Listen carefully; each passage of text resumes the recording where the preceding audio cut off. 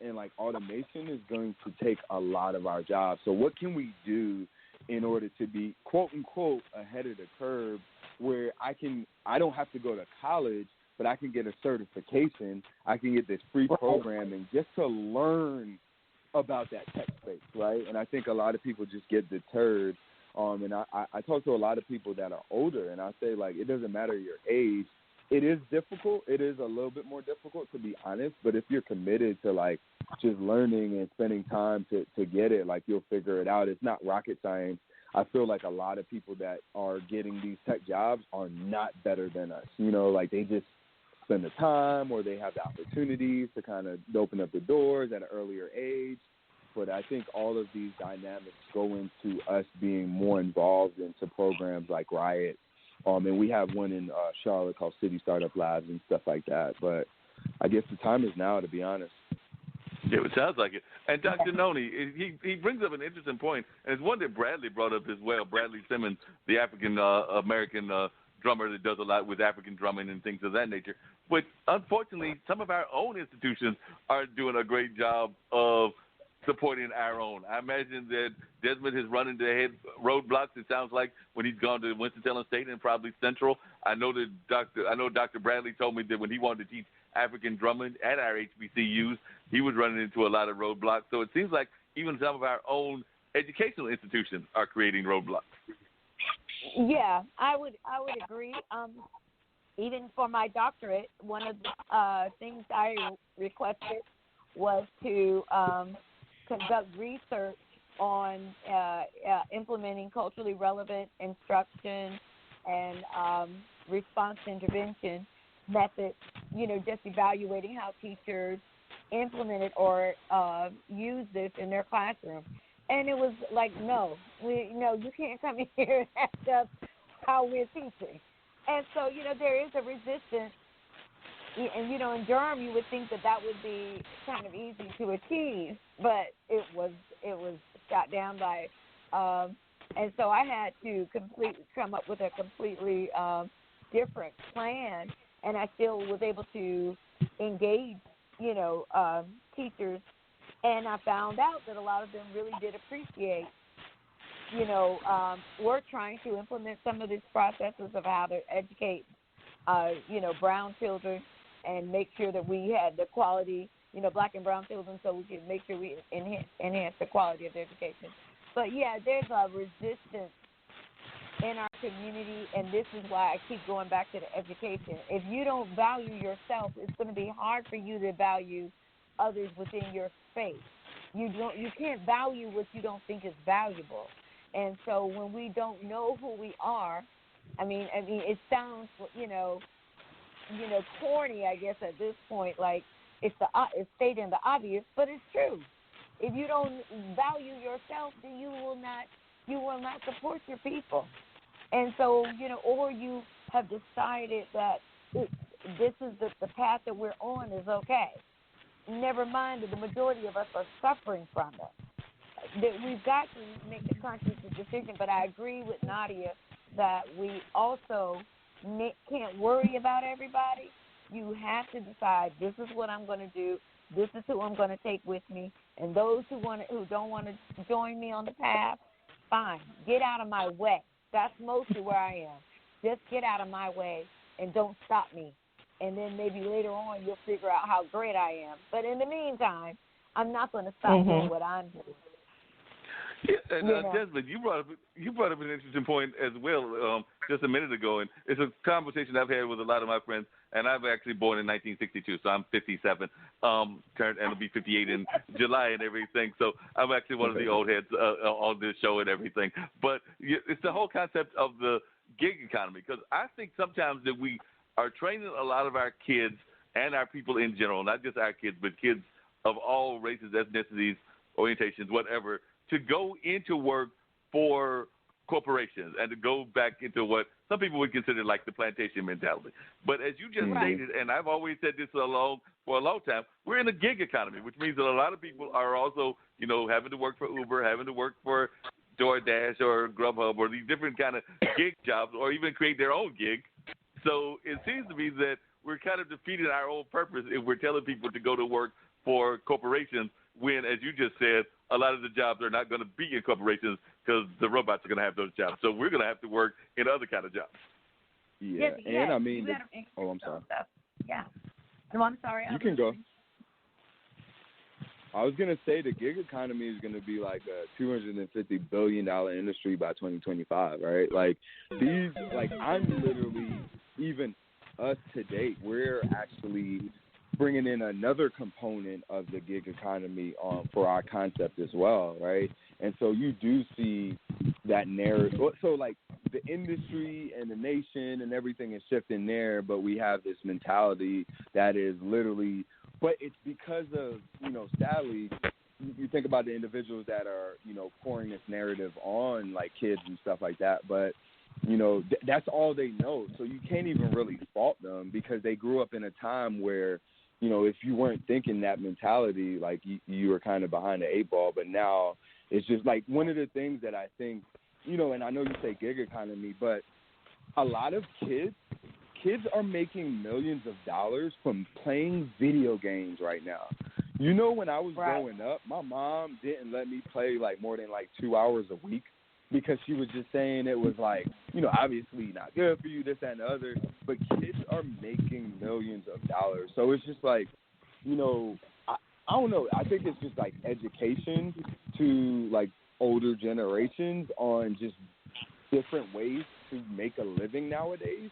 And I think when that shit happens, it'll be a little bit easier for people to understand that, like, it's okay if my kid graduates high school and kind of wants to figure it out for a while. He can still make money by Ubering, DoorDash, Grubhub. Like, again, there's so many different concepts until he figures it out, instead of potentially wasting time in college when he doesn't even have, like, that's not his fit.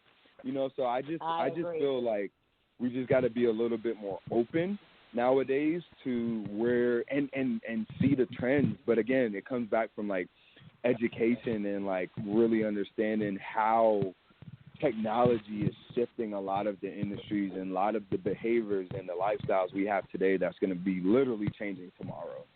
But yeah. So I agree with that.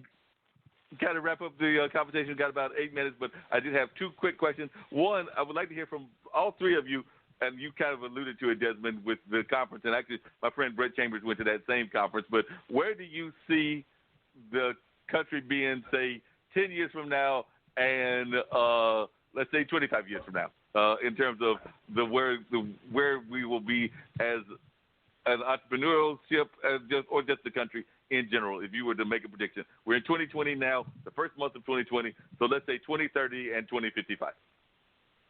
2030, I can see, because it's already here, which is crazy, but, like the self-driving cars, everything being autonomous, and us really living a quote-unquote Jetson lifestyle. I totally see that. I can't say 2050 because I literally don't know. Because of, like, especially over the last few years of, like, just the research that I've been able to look into with, like, when you talk about, like, AI and, like, machine learning and robots and stuff like that, and where things – I really don't know where we're going to be at. But I know in the next 10, I could honestly say maybe it's not every city or every country in the world, but where we're at, I definitely think there's a part of that, again, just everything is automated. It's literally, whether it's voice activated or like, something like at your fingertips that you can literally, be here and then in essence be at work in like light speed type of thing. That's how I think the world is going, to be honest. Well, I'm going to defer to Dr. Noni last. So, Nadia, what do you think? And then I'll get Dr. Noni. Definitely 2030. I'm hoping that the Black community can use this decade, especially 2020, as a fresh start to pull out some businesses. Even just piggybacking on like corporate America and working for these jobs, I think that Black people need to have an exit plan. Just because have something else on the side going for you. The more Black businesses we can have, the more Black people we can hire and work for ourselves, so that we don't have to go through this thing where we're getting flagged for our resume because my name is Laquan and yours is Ben, or just working for our people, understanding our people. We have our own venture capitalists. We have our own investors. We have our own homes, our own contractors, things like that. I would just really love to see that boom in the next 10 years and really take a chunk of the trillion-dollar industry that we give to everybody else. And then for 2055, I would hope that we can all look at the benefits to putting in that work and be a lot more self-sufficient within our culture and just continue to let it grow and encourage and have this question again on Martin Luther King Day and just say that we've really come a long way. Mm-hmm. That's what I would say. Definitely. Dr. Noni? Well, I agree to some extent about the AI. I'm not sure that it won't implode because I think we do have to be very mindful of the climate change and the impact of the climate on our communities. If we don't do radical changes in our approaches to caring for the earth, nothing is going to be here.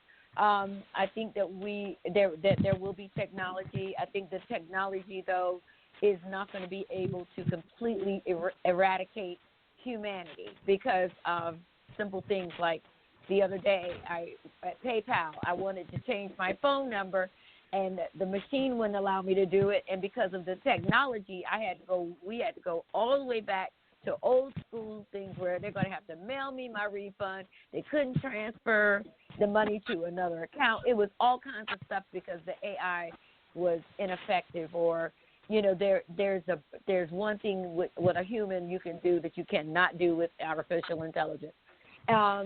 I also believe that we have that because there is a revolution that's occurring throughout the world. People are revolting against this millionaires being the billionaire being in charge of everybody. So I think we're going to be into and have a more humane environment. It's going to be a lot of warfare, a lot of there's going to be a lot of revolution to attain it. But I believe by 2055, we will have things like universal health care, universal education, and all those sort of things. So that's what I envision. But I think the next 10 years are going to be revolutionary in a fight for humanity, humane treatment of all people, and the treatment of how we treat the earth. Yep, I definitely agree with you on that, Dr. Noni, and you bring up an interesting point because actually, like I mentioned earlier, one of the jobs I work at is Measurement Incorporated, and actually I'll be starting back on there because we always have downtime. We have kind of like that teacher schedule, so we're down for a few months, but it's getting ready to start back of grading those test papers. But part of the reason that us humans are still grading those test papers is because of nuances. And there are certain things that they've been trying to do computers and grade the computers, but there are certain things, no matter what we think about testing, that they still need to have a human eye look at because the computer doesn't quite get the nuances. So for that reason, that's why Hank still has his company and other companies like that exist, because they know for a fact that there are those nuances that only humans can understand right now. So that's why those kind of companies exist. And you're right, those nuanced kind of jobs will probably still be around.